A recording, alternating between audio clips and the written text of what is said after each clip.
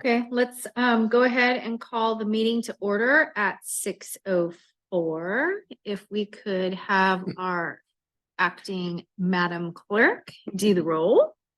Thank you. Chair Sue Lester, Vice Chair Michael Toe, Here.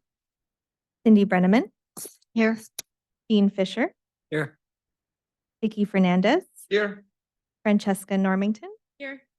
Annette Watson, Daniel Baum, Jeff Arbor, Rosemary Chora. Not here. Thank you. Perfect.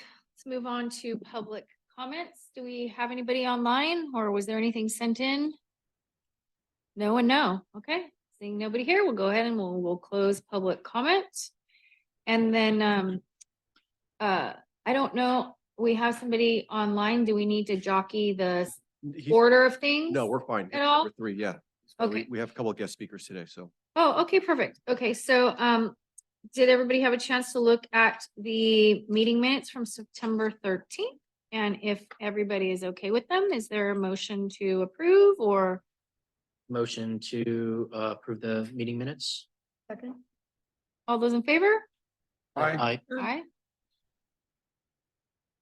Perfect. Number 2 is receive and file waste composition studies, number 3, 4, 5, and 6 from Michael Ballot Consulting. Yes, thank you, Madam Chair. I'll start the intro and then Mr. Excellent. Baye will come up and give the results of his study. As you know, SB 1383 has been implemented where we are requiring residents to recycle their food waste with their green waste. Next year is the big year, 2024, January 1st, 2024. That's when the enforcement procedure is supposed to go in place, when the state are expecting agencies to enforce SB 1383. Next week, the board is going to be discussing at the study session proposed procedures on how we were going to enforce 1383 and what those fines could look like.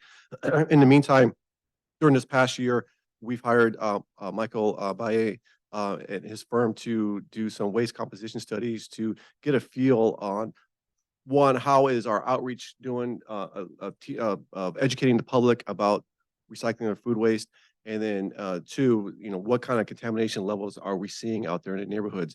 The goal is to get about 10% contamination. If it's 11, 12, I think we can live with that, but we definitely want to be like below 20% of contaminations. And if we see that contamination that high, then we will go and notify the neighborhoods and with some more education about the importance of recycling their food waste and why we want to do that. Not only it's a state mandate, but it is to improve the environment by reducing methane gas. So as you see in the staff report, Mr. Baye has done 4 studies. And so I'm going to invite him up to the podium and he's going to share the methodology of those studies and eventually the results of those studies. So, Mike. Excellent.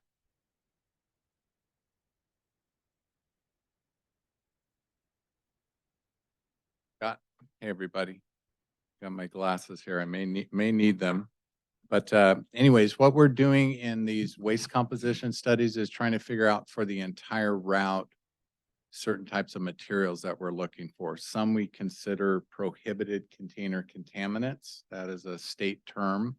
So the container that we're looking in is the mixed waste processing container. So it's supposed to have trash and recyclables in it. No green waste, no food waste. So those would be the prohibited container contaminants, that contamination percentage number Scott was talking about. So what we do is we go out to CR&R in Stanton. We have the collection truck come in and dump its load in an area where we are. We mark it out with cones to create grids. Then we do random sampling. I have a little dice on my phone and I do it twice for the long way and once for the short way. We establish that grid. We dig down to the ground and put everything in a 32-gallon trash can for that area. And then we try to get a representative sample, which the state establishes at 200 to 300 pounds in that range. We then take that sample, we go to another area and we dump it out and sort through it and put it into different categories. So the ones we have are green waste, food waste, wet paper and cardboard. And the reason we look at wet paper and cardboard is you guys are going to transition to a 3-cart system. So that material should be coming out of the trash and going into this new 3rd cart. We then look at the dry recyclables and paper. And then we look at the recyclable containers, also aluminum foil, easily recyclable items, and then everything else we categorize as trash. So as luck of the draw is we're trying to cover different routes each time. So we did a couple surveys last year. We did a couple in April. I'm here to talk to you about the couple that we did in August and the couple that we did in Thursday. And these were all in areas kind of on the west side around Mesa Verde. So in your report, you see the individual areas. And we're trending in a very good direction. So prohibited container contaminates, green waste and food waste in the wrong container. Our sort number 3, that would be the T2 Thursday route. 18.72% of our sample was green waste or food waste. The breakdown there was quite a bit of green waste, 15%, and only 3.48% food waste. So it really wasn't a fail on education to, hey, keep your food waste out of the trash. Somebody just, threw some green waste in the trash can. So they should have known better, but they didn't in this instance. Our Thursday T3 route, sort number 4, kind of flip-flopped. That only had 5% green waste in it and 12.31% food waste. So again, it has a lower contamination percentage overall, 17.5, but that area would be more problematic because they're a little bit over 10% food waste in the trash. That's higher than we'd like to see. So then we moved on to sort 5. We did these in October, the T4 and the T5 route. T is for trash, very creative numbering system. Hey, it works. And both of these were better. These were 13.4% and 10.5%. So it looks like the Mesa Verde area immediately west of Harbor Boulevard on either side of Baker Street to Mesa Verde Drive East, combined with a portion of East Side Costa Mesa bordered by Santa Ana, Monte Vista, Irvine, and Santa Ana avenues, are doing a pretty good job. They had 4% green waste, 4.44, very good, and 8.9% food waste, also very good, below that 10% threshold. So remember, the state is wanting us to reduce organic waste going to the landfill by 75%, not 100%. They know that that's not possible. So again, that 10% threshold is a really good program, and that's kind of the goal. And so again, this area hit it. And then the T5 route was 9.15% food waste in the trash container. Again, pretty good job. It's below 10%. And they only had 1.36% green waste. So this location is doing a great job. And they are the best sort of the year at 10.51% overall. And I gotta call them out.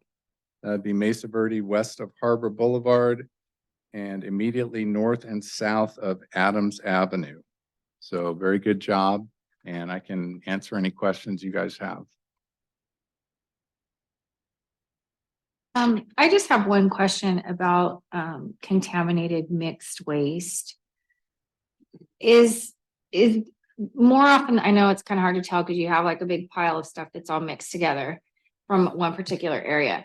But is a lot of that just people throwing it in the wrong place, or is it the tomato soup can that they didn't rinse out? Well, it can be a lot of things. I mean, not a lot of people rinse all their recyclables out. They should, but they don't. You're busy doing things, you're cooking, and you just throw it in the can. And then you put it in a nice bag, but then when it gets in a truck and the truck starts compacting it, all the bags open up and especially liquids spread all over. So again, that's why we're looking for wet paper and cardboard. So let's see what that was. That was 12% of the audit number 6, is 20% of audit number 5, 9% of audit number 4, 8% of audit number 3. So again, while CRNR was able to do a very good job of sorting recyclables out of the trash. They are losing some to that contamination. And the state in the SB 1383 regulation said, hey, if you're going to continue to do that, you need to do it at a high conversion rate facility that does various studies and show that they're recycling 75% of the organic content. So I'm not aware of any facility that's doing that other than the Oryx facility in Sun Valley. So again, that's why everyone's moved to a 3-cart system. It's better for recycling. You keep all the material dry instead of sacrificing some of it. 2 containers, very convenient, but it's not as effective. And so the state, through regulations, is making it much more difficult for those types of programs to continue. I have, does anyone else have any other questions? All right, thanks very much. Thank you so much. So, do we need to make a motion to receive and file, or we're just good? Okay. Okay. Next item is, the FOG program annual assessment report. Yes, thank you, Madam Chair. So now we're going to pivot and talk about wastewater. So the state adopted the general waste discharge requirements that regulates how public agencies maintain and manage their sewer systems. And one of the elements under the WDR, the waste discharge requirement, is developing a fats, oils, and grease control program. And it's a program to educate and implement procedures for restaurants to prevent putting their grease down the drain. In Costa Mesa, if you look at your attachment, we have 560 restaurants here in Costa Mesa. That's a lot of restaurants for us to manage. So that's why we contract this service out to EEC Environmental. And so Joe Jenkins, who here virtually, is going to give you a presentation, which is on the assessment, which is attached to your staff report, of all the activities that his firm did to implement our FOG control program and making sure the restaurants are in compliance with our program. Because if they don't, then the district has to step in and take, could take some punitive measures against those restaurants. But for that, I'm going to turn over to Joe, and Joe is going to give you a PowerPoint presentation of all the activities they did this past year on implementing our FOG control program. So Joe, the floor is yours. Okay, thank you, Scott. Hopefully you guys can hear me okay. This is on the screen is actually the actual annual assessment report. Did you guys have my presentation from September? If not, go ahead. Joe, I don't have it in front of me. Would you like to share your screen if you have it? Yeah, I can do that. Okay, let me make you a co-host. 1 second.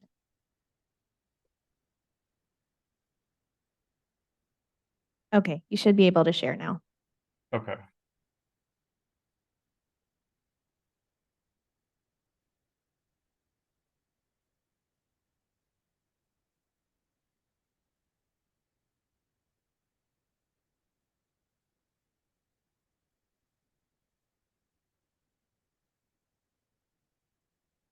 All right, everyone can see the presentation? We're not seeing it yet. Okay. Let me see here. Oh, I'm sorry. There we go. You better.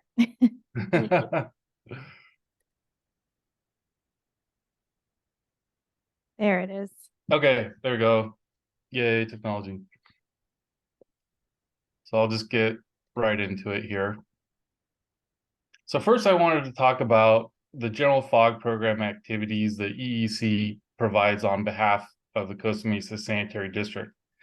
And really the main activity that we do is conducting what we call risk-based food service establishment, or FSE, inspections and prioritization. Essentially what this means is we try to focus our inspection resources on the FSCs that have the highest risk of discharging excess FOG to the sewer collection system and potentially causing FOG-related SSOs.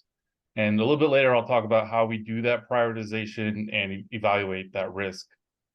During the inspections, we also provide program education. We really look at the inspections as the opportunity for the district to educate the FSCs on proper fog management. We want to work with them to maintain consistent compliance and not be just this regulatory thumb out there enforcing on them. But we do offer and provide the escalated enforcement actions for non-compliances identified during inspections. So this could be follow-up inspections or issuing enforcement letters. We manage all of the inspection records in a centralized database that we share occasionally with the district, and we're actually are currently working with the district to migrate our database to their CityWorks database. So that'll be very helpful for them to do analysis on the data moving forward. For new facilities that come in, we support plan review to ensure they're installing properly sized grease interceptors. And then we also help with source characterization for the enhanced maintenance locations. So these are areas of the sewer system that are prone to heavy fog accumulation. So we help to identify the sources causing this and what the proper action items should be to mitigate those locations. I'll talk a little bit about how we manage our FSC inventory, and we actually conducted this exercise very recently. So we just finished up with an inventory review. The main source for our FSC information comes from the Orange County Healthcare Agency. So we get their inspection data and review their list for any potential new facilities. We also coordinate with the city of Costa Mesa and also the city of Newport Beach for those areas that overlap. Through the plan review for new facilities, so we will add those facilities to the database when we conduct their plan review, and also just through going out in the field and doing regular field inspections. So this table summarizes the total FSCs that are currently within the inventory, and this number could have increased just recently when we did our initial review, but back when we did the assessment at the end of the fiscal year, there were 560 FSCs in the program, and so you can see that's a slight increase over the previous years. But you can see that as a result of the COVID pandemic, there was a significant decrease in facilities between 2020 and 2021. The good thing is as the facilities are increasing, we're still seeing consistent percentages with grease interceptors being installed, which means we're not getting a lot of new food service establishments coming in that aren't installing grease interceptors. So I mentioned we conduct risk-based inspections. So this is a little bit about how we determine the risk for each FSC and establish their inspection frequencies. So we evaluate the presence of what we call high-risk cooking equipment, if they have grills or griddles or woks, or the type of equipment that would generate a lot of fog on a regular basis. That will prioritize them higher than a facility that doesn't have high-risk cooking equipment. Also, the proximity of the FSC that we call the enhanced maintenance locations. So someone is contributing to a fog related location that's causing blockages or problem for the cleaning crews, and we'll inspect them more frequently. Whether or not a facility has a grease interceptor, and also if they have maybe unique best management practices requirements like accelerated line maintenance or something like that, we'll check in on them to make sure they're doing that.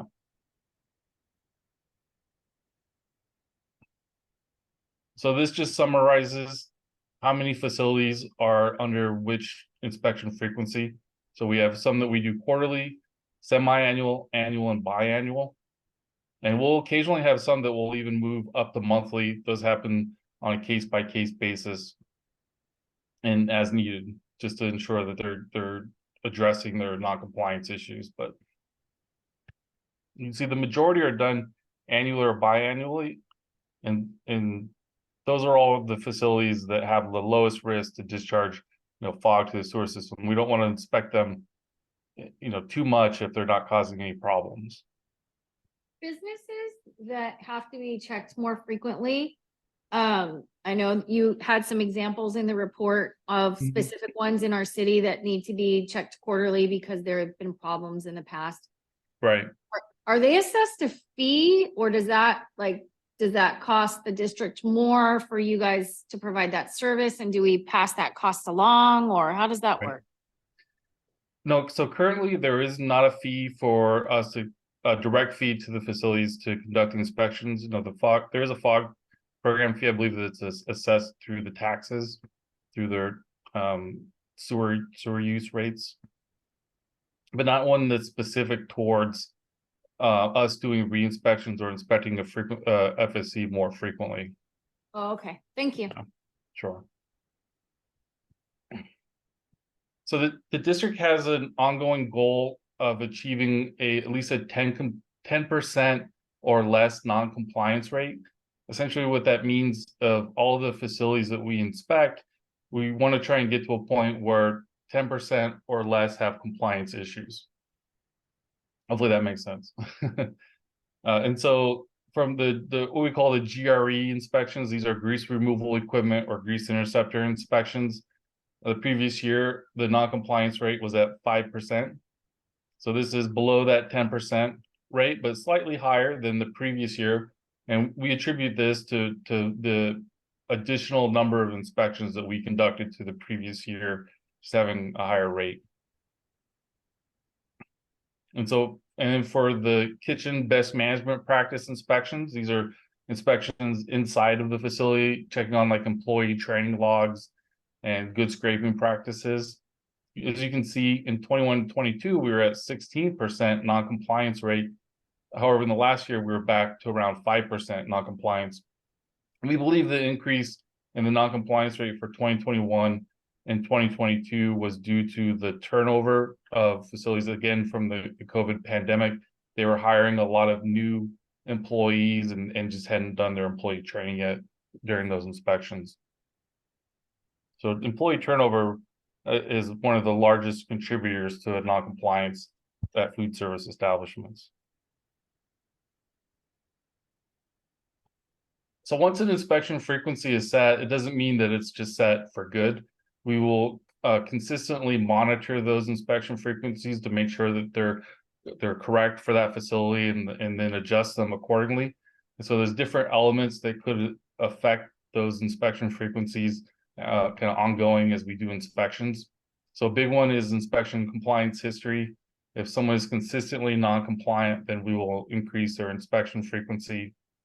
We also communicate directly with the operations and maintenance team and review CCTV observations. So if they identify an area in the sewer where they're seeing excessive fog accumulation, then we'll go in and increase inspections for the facilities upstream of that. We review the healthcare agency inspection data and identify facilities that were non-compliant during the healthcare agency inspections. And also just through our field observations when we're out there. If we identify illicit activities or someone has a private sanitary sewer overflow or restricted effluent, then we'll increase their inspection frequency just to make sure they get back on the the road to compliance. So some examples of this, we include the facility names in the report, but for the presentation purposes, we omitted them. But one was a breakfast cafe that was originally on an annual inspection frequency. This facility does not have a grease interceptor, but previously was doing okay in terms of their compliance issues, but we started noticing them having frequent B&P non-compliances kind of consistently. And we do an inspection and then give them corrective actions and go back and just see that they weren't really committed to addressing those corrective actions. So we did temporarily increase them to monthly just to make sure we stayed on top of them since they don't have a grease interceptor. And I think since then, since this report, we've stepped that back a little bit to quarterly. And if they maintain compliance, then we'll slowly work them back to annually again. Another one is a large breakfast chain. So they were originally on an annual inspection frequency, but they had consistent non-compliances, but also a lot of blockages in their private sewer line and backups into their kitchen and constant plumbing issues. And so, we felt based on that, they were high risk to cause an SSO in the main line also. And so we adjusted their inspection frequency to quarterly and we've kept them there. That seems to be a good frequency for them. Grand Slam And I'll talk about, at the end of my presentation, we have an update on a recent incident that happened within the last month that kind of, at the South Coast Plaza that follows along this line also. So I mentioned we previously helped with enhanced maintenance location reduction. We used to meet regularly with the district to help reduce enhanced maintenance locations, but we've gotten down to a manageable number now where we just kind of meet as needed. As you can see, back in 2011, the district had 97, even I think it was more closer, in approaching 100 enhanced maintenance locations. But through a lot of rehab and rehabilitation, lining projects, proactive assessments of these lines, the district was able to reduce it down to 18 currently. And a lot of these are large shopping centers and just high concentrations of food service establishments where you're seeing a lot of concentrated fog discharge into a single area.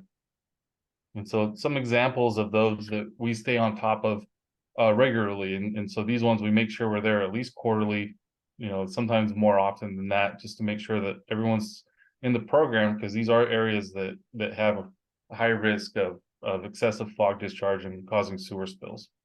So the area of the camp and the lab, again, they have multiple facilities discharging to a single location in the sanitary sewer line, and which causes a significant fog accumulation. So we've been working with the property owner to make sure that all of the facilities in there are staying in compliance. And 19th Street, this is 19th Street west of Newport. In that area, kind of all up and down 19th Street. There's a significant amount of fog accumulation in this area, and you have a lot of food service establishments that were established there prior to the fog control program, so they weren't required to install grease interceptors or grease removal equipment. And so they're only operating, there's a handful maybe that have them, but the majority don't. And so we've had to increase BMP inspections to make sure they're following their kitchen best management practices and not putting fat oils and grease down the drain. And so the best program trends to evaluate and determining if you have an effective fog program is just your sanitary sewer overflow trends. And as I talk about these trends, this isn't just because of what EEC is doing and the fog inspections we're conducting. It's also proactive sewer line cleaning of the district and staying on top of known problem areas and mitigating those areas before they become big issues. And so the lines, and I'll fix this for my next reports. I think I say this every year, but I won't use blue for every line. But the top line is just total public SSO, sanitary sewer overflows, or SSOs, year over year. The middle darker medium blue line, I'll call it, is fog related public SSO. So sanitary sewer overflows that were caused by fog accumulation. And then the lightest blue line are fog related sanitary sewer overflows that are caused by restaurants. And so for the longest time, really since 2014, 2013, the district hadn't had a fog related sanitary sewer overflow that was caused by a food service establishment until this last year they had one. So it broke the record, broke the string, but it's still a positive trend. If we start seeing that trend move to 2 or even 3, then we know we need to make some adjustments.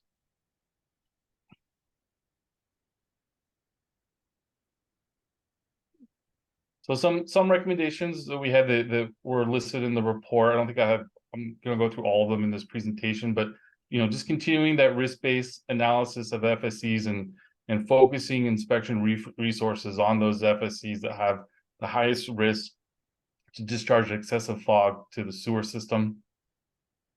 Maintaining that compliance goal of 10% or less, and we consistently evaluate this rate and where we're seeing a lot of non-compliances and determining if we need to be more strict on our enforcement or how can we address this.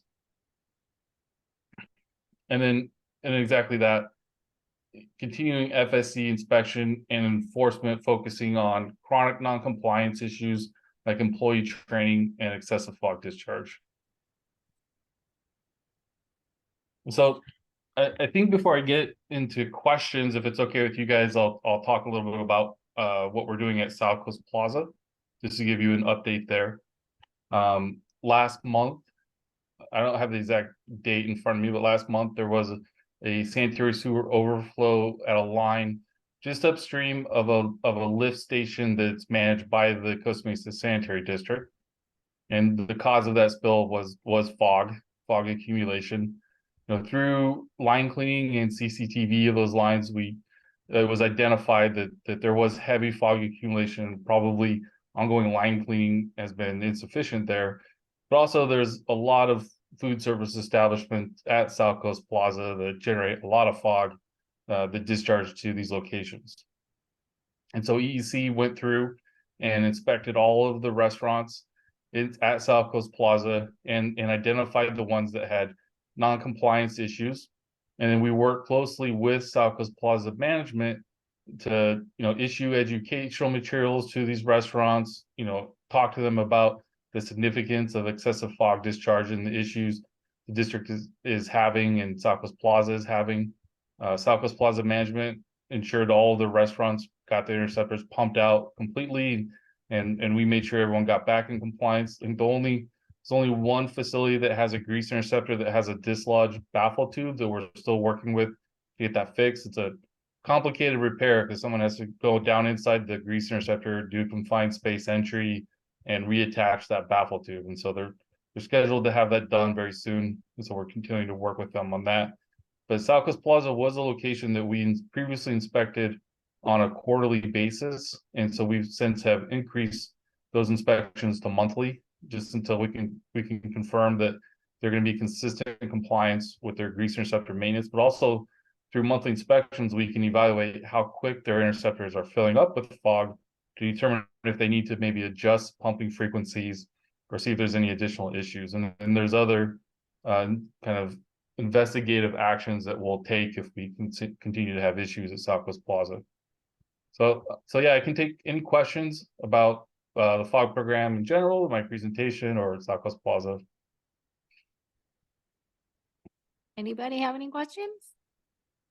Rosemary? Thank you. Oh, they got new ones. Thank you. Thank you. So when you talked about some of the facilities or locations that had increased inspections, my assumption is that you're also requiring increased maintenance, not just that you're going out there more frequently, but they're pumping or maintaining their grease interceptors more frequently. Is that correct? Yeah, it depends case by case. What we do is we help them through those increased inspections identify what the proper pumping frequency should be. So what we'll do is get them to get it pumped and get in compliance, and then when we go back in 3 months and check them again, or maybe we've increased it to monthly, through those monthly inspections we can track how quickly their interceptor is filling up. And then if typically they're required to pump once every 90 days or quarterly.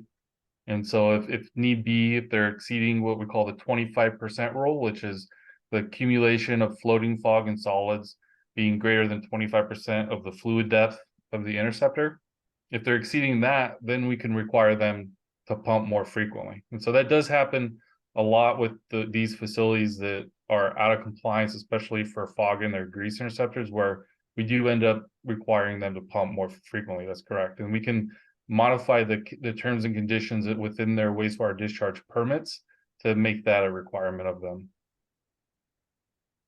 Thank you. And I also had a comment about metrics or goals to maybe consider thinking about a metric that is maybe comparable to other systems statewide.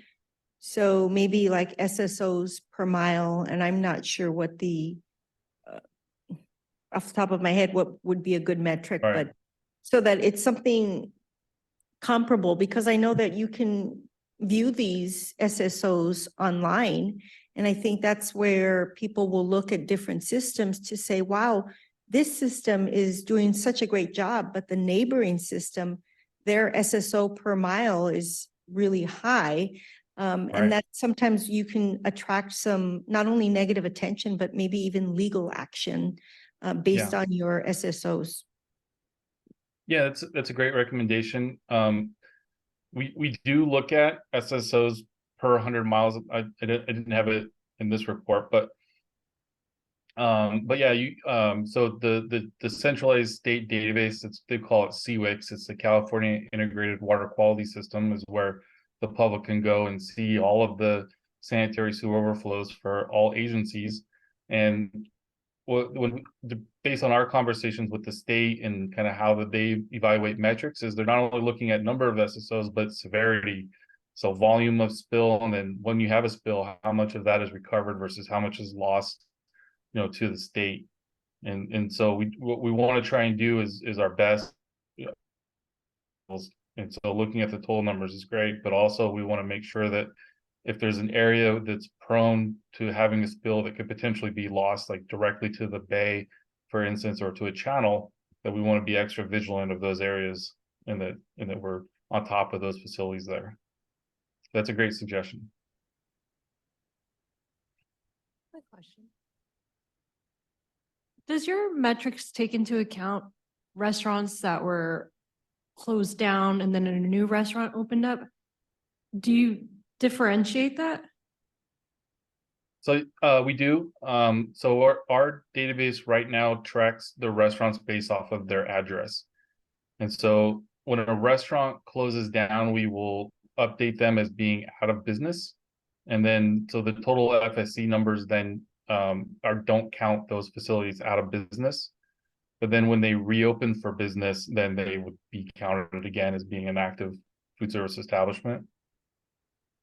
And so we can track the history of kind of each location as facilities open and close in different locations, and who was there previously versus who was there now. I think I read it somewhere, or I might just be making this up. The only way, I think I read somewhere that the only way you can't really flag it is if there's a change in ownership of an existing location. Do you guys, did I read somewhere that those are kind of hard to catch because there's no stop in, it's still functioning like it was. It's just the ownership changed. Yeah, you're right. That is difficult to check or to catch. We catch them a lot when we renew the wastewater discharge permits, which happens once every 3 years. So we'll send out a permit that says, hey, this permit is for this owner for this facility, and they'll come back and be like, well, actually, we have a new owner. or we'll catch it when we're just out there doing the inspections at the facility. So yeah, change of owner is very difficult. Name changes are a little bit easier. We've had some facilities, their name seems like they're different every month, just trying to do what they can to catch a hold in the business. It's a tough business for them. So yeah, those two things, name changes and owner changes, are a little bit more difficult to catch. Anybody else have any questions? I have a question. Will you tell us how we compare with other agencies that you might help in this study? Yeah, I'll repeat your question. Let me know if I got you. I mean, to see how the Costa Mesa Sanitary District compares to other agencies we work for. Exactly. Yeah. Correct. Okay. Yeah. And so, we manage currently 6 different fog control programs in the state of California, and we've helped develop over 30. Probably, I would say, without having an exact number. So we've seen a wide variety of programs, and really, in my opinion, just because the Costa Mesa Sanitary District started implementing their program way back in 2004, back when the initial Region 8 WDR was issued in 2002. And so they've had over 10 years now, or 20 years, sorry, to develop their program and to get it up and running and to fine tune it. And so, in our opinion, the Costa Mesa Sanitary District has one of the best, and this is key, I think, most proactive instead of reactive fog control program that we implement. And so again, going out and doing what we would call a full in-depth inspection of food service establishments. There's a lot of programs will go out, just provide educational materials, maybe pop the lid on the interceptor just to make sure that it's not like spilling currently, and not do much else. And that kind of checks the box for them and helps them comply with the WDR. And so the district is doing more than just trying to comply with the WDR. They're trying to implement a program that's going to have results and is actually going to, be effective in preventing sanitary sewer overflows. So Thank you. the district has definitely one of the better fog programs that we've seen. Anybody else? Okay, I think that's it. Thank you so much. Let me invite Scott back up here. Yeah, let me stop sharing. Thank you, Joe. Let me address the question regarding metrics. We do capture data, follow data on the number of SSOs per 100 miles for all sanitary agencies in Region 8 in California. So Region 8, so the state divides the state into 9 regions. All the sanitary districts. Region 8 consists of most of Orange County cities. It also includes Riverside and San Bernardino. And so every quarter, and you can see those reports on our website. It's in our transparency page. We share the data with the board on a quarterly basis. Prior to the sewer spill on South Coast Plaza, we had 430 consecutive days without a sewer spill, which I think was close to our record. So unfortunately, we had our first one in over a year. But overall, when you compare number of SSOs per 100 miles, we do fairly well in the region. So great. Thank you, Joe. Thank you. Thank Thank you, you. everybody. Yeah, I'm sorry, one more question, Joe. Yes. Actually, Yeah. probably more for you. Uh-huh. Is the cost of implementing this program, it seems like we're stepping up the inspections over the course of time. I don't know what the cost is relative over time, but obviously the number of risk areas and of maintenance areas is going down. I'm just kind of curious about the business case of, are you spending less money on maintenance? And is this paying off on the maintenance side of things as far as a balance of costs? We actually spending more money on maintenance because, because the board just recently added a 3rd cleaning crew. So we have 3 cleaning crews, and our goal is to clean the entire system within 12 months. So our cost, yes, did go up on maintaining the sewer system, and we do believe that is a significant factor of cutting down our sewer spills. Actually, I wanted to follow up on that. Sorry. Oh, no, after you. So, Independent. is the maintenance department optimizing their frequency depending on hotspots or areas that might be more in need of cleaning versus other areas? Well, we do identify hotspots like Joe says. So we do have the hotspots and our siphons that we do clean on more than once a week. It depending on the location. Sometimes we have locations that we clean 4 times a year. Sometimes it's twice a year. But we do have some hotspots or enhanced modification areas. I think that's what we're called now. But as Joe mentioned, we reduced those greatly from nearly 100 to about 20 right now because we did a lot of improvements on the lines. Dickie,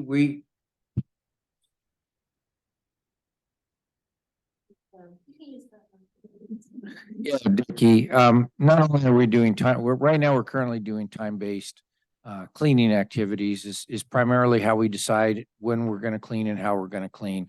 We've been very active at talking about areas when we go in and there's light grit, light grease, or no grit.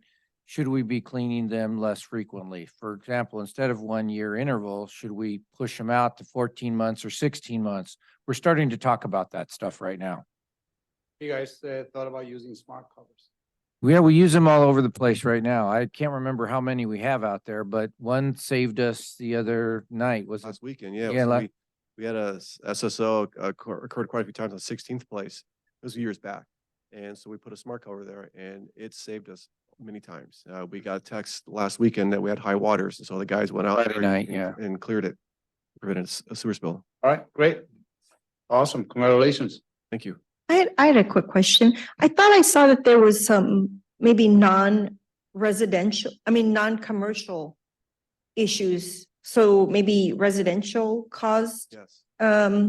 So what kind of education and outreach? Because I've seen it like where I live in my community. Sometimes around the holiday, we're cooking up some good stuff and it's fried and it's fat and it's greasy and I bet stuff is going down your sewer system. So certain neighborhoods, especially when we're cooking up the good stuff, could have some problem. Hey, not at my house. No, no, no, not at my house. Just saying, in some neighborhoods, I live on 19th Street, West Costa Mesa, where the good food is.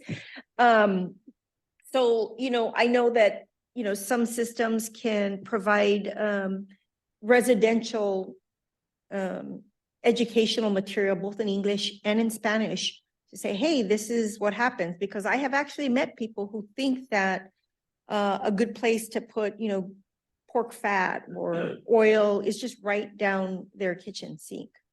After they just fried a turkey. Yeah, that Yeah, too. so two things, I think my staff does an excellent job of getting the word out, either on social media, or, on the website, on the newsletter, about the importance of preventing grease going down, the, storm drain. And our newsletter is written in English and Spanish. That's one thing. So we do the education. Secondly, I think we're in a unique situation where we have the Orange County or OC Recycling Center. And in the OCC Recycling Center, we partnered with that agency and allow people to take their grease to that facility, and they can dump their grease there at no cost. So especially during the holidays, we really pick up our advertising during the holidays when people are frying their turkeys during Thanksgiving and Greece, or Thanksgiving and Christmas, and you get about 5 gallons of that grease, right, that you cooked your turkey. I know that's what I do, right? And so what are you gonna do with all that 5 gallons of grease? Well, we tell people take it to OCC Recycling Center. They'll take it. They put it in the vats. We have a contractor that comes in, takes the grease at no cost to OCC or to us, and they recycle that into reusable products. Also, just as a friendly reminder, you can pour your grease in your organic cart. The AD facility does take grease. So if you have what I do at home, I have my kitchen pail, and I have my composting bag, and I've already have food in there, and I have some grease. I'm going to put it over on the grease. I'm done with it. I don't have to put it down the drain. Or if you have a lot of greens, landscapes already in your cart, just put the grease in there so it doesn't stick to your cart, right? You don't want it like that. So that's another option. So there's a couple options you can dispose of grease. Thank you. And the only thing I would maybe ask to consider, I know when there's a residential hotspot, sometimes I've seen staff go out and drop off flyers at the 3 apartment complexes that might be there, like, hey, here's information on residential fog. Yes, thank you. Might Yeah, be helpful. thank you. Scott, we did that year and a half or so ago. I can't remember the street name, but we had an SSO, and maybe it was 2 years ago now. And that's exactly what we did. There was only about a half a dozen houses upstream of this where the stoppage occurred. And so we had Andrew deliver flyers to all 6 of the houses that were upstream. So we do that. And then another thing that Scott probably would have mentioned, I'm cutting him off here, but if we see a private property SSO and we think it was I'll call it a soft stoppage, even if it's not, sometimes we write that particular property owner a letter and advise them to CCTV, and we're going to take a look to see if there's structural defects. If it's not, then we'll talk to them about increased maintenance on their sewer. So we've done that, and in fact, there's a letter be going out here pretty quick about a private SSO that just occurred about a week or so ago. What we're experiencing, like Joe mentioned, we're not experiencing a lot of SSOs caused by restaurants and accumulated grease. It's grease caused by residents. That's what we're seeing. The SSOs are kind of causing what we believe are from residential grease. And so that's the challenge that we face, is educating the public. And here are some methods that you can easily and safely dispose of your grease, and do not please pour it down the drain. Right. Okay. Well, anybody else? Good. Let's keep it rolling. Let's move on to fiscal year 2023-2024 work plan update. Yes, thank you, Madam Chair. So you might recall back in of May earlier this year, the CAC adopted your fiscal year 2023-24 work plan. And on tonight's, according to that plan, on tonight's agenda, there were some items that were supposed to be on that agenda, but there weren't. And I wanted to keep the community members informed why those items weren't on the agenda. And I explained that in your staff report. There was 3 items that were supposed to be on tonight's agenda that we did not place on the agenda. One of them was the reviewing the proposed adjustments to fixture fees, plan checks, and make a recommendation to the board. We are currently requesting proposals for a consultant to do that study for us. So that's why we haven't got it ready for you. We're planning on presenting those findings to you in March of next year. Also, you might recall back in your last meeting in September, you reviewed some modifications to existing policy regarding storing trash carts in public view. So tonight we're going to present to you an ordinance. But we're not there yet because the committee made some great comments, wanted us to check with the city to see if there's any conflicts. We had some preliminary discussions with them. So far, they're saying there could be some conflicts, but we're still having some continuing conversations with them on that. So that's why we haven't brought that back to you. So again, great suggestion by the committee. And then lastly, we were going to present to you comments for CRNR's annual performance audit, which we do every year. We do an audit on the performance on how well they're doing in the community. That's currently underway, so it's just not done yet. We're hoping to present the results to you in January of next year. So those are the reasons why we didn't get those items on the agenda for tonight. Was the audit supposed to be done? Not this time. Yeah. Is there, with the change of the date, will the CAC still have an opportunity to comment on the results of the audit before the board does anything with it? Yes. Anybody else have any questions about that? On the trash carts, when is that update? I don't have an update yet. Again, we're still in discussion with the city. Probably the first half of the year of next year. Okay. That. Closing items, committee member comments. Start down there at the end and work our way this way. Anybody? Great, Eco Expo. I was impressed. Period. It was amazing. Yeah, I wanted to say thank you. A huge shout out to staff and everybody involved. It was a great event. You guys did a great job. I was very, very impressed and had a lot of fun and yeah, so very good event. Thank you. I was gonna. For dinner. Dinner was amazing. And the shirt and the note and yeah, thank you guys. I wanted to ask if I can, we can talk afterwards too, if you have settled on your compost and compost day for next year, and if you're going to do shredding services as well. We're already, I think, planning out through our office with the city and Caltrans, our household waste events, and one of those will be a shredding event between. We'll have to coordinate with you because we do plan on doing a composting and shredding event next year, most likely after the school year. Okay. We think that works better for us, less traffic, so probably right after the school year. Yeah. I'll be brief. I want to say thank you for dinner. And thank you to staff, all of your staff, especially the 3 ringmasters of the Eco Expo Circus. It was amazing. I got feedback from a lot of people that attended and a lot of people that talked to people that attended that didn't and wish they did. The partners and how everything was presented and laid out, and it came off without a hitch, and it was extremely impressive and fun. And it was fun for me to be able to actually meet and speak to so many other people that work here that we never have the opportunity to see because they're out there doing their job and they aren't here. And so I very much enjoyed that. If I didn't know, I know we talked about this a couple times, but if there's any upcoming events, I know we're at the tail end of the year, but if there's any upcoming events that are happening over the next couple of months that we need to educate us about, if somebody could. On your January meeting, we're going to bring the whole calendar year of all the events. So you'll know for the entire year, the events that we'll be participating in and opportunities for the CAC to participate in as well. Excellent. I know that this is our last meeting of the year, so I want to wish everybody happy holidays. However you choose to celebrate, wherever you choose to celebrate, I hope you have a wonderful holiday season and that your family and loved ones are blessed with good health. I wanted to, let's see, God, my writing is terrible. Remind everybody that we generally only have 6 meetings a year. And if you're not going to be here, to please let someone know. And also, when all of us agreed to sign up for this gig, we agreed that we would attend at least 1 board meeting.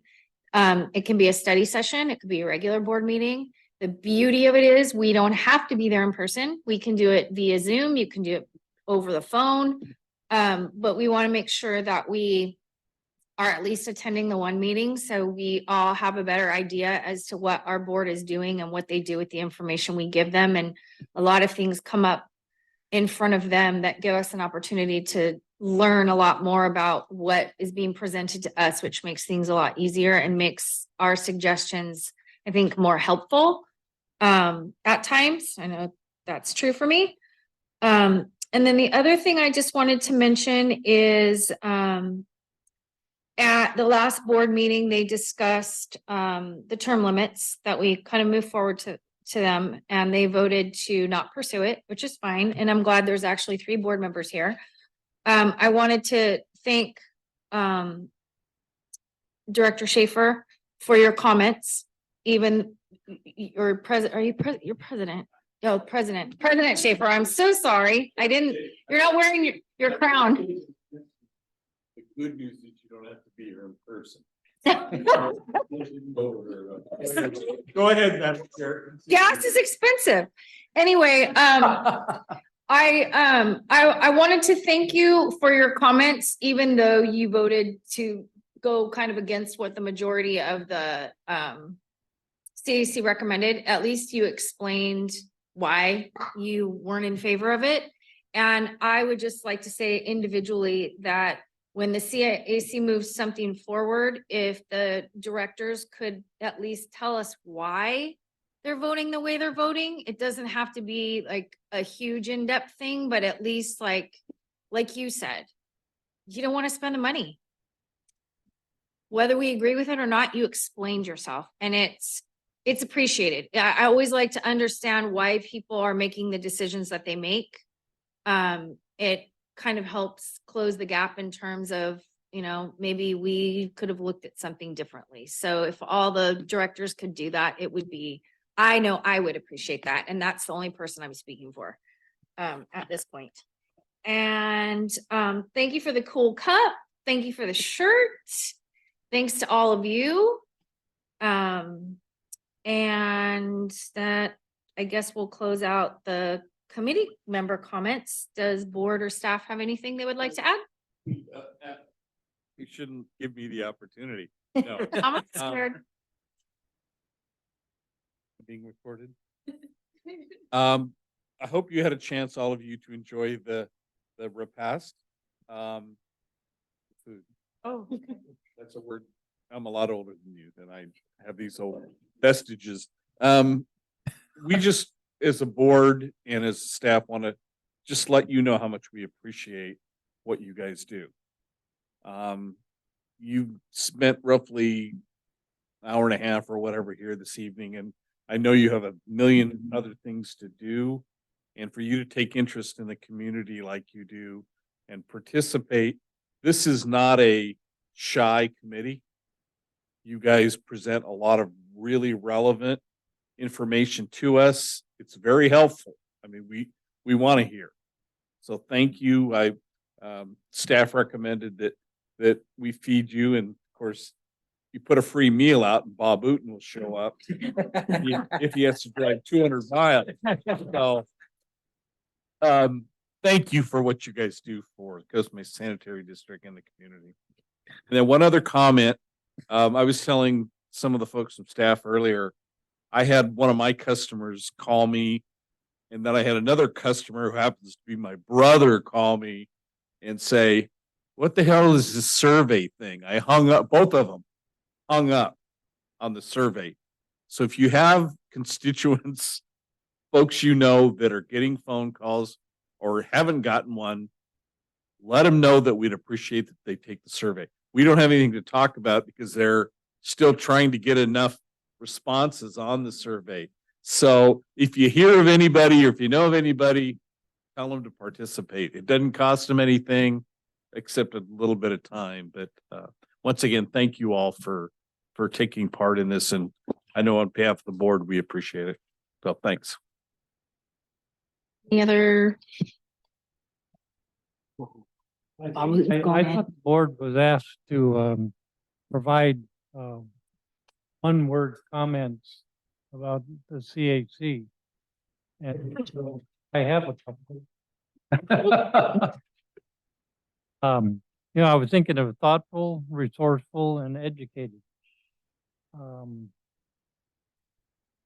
Did you have any words?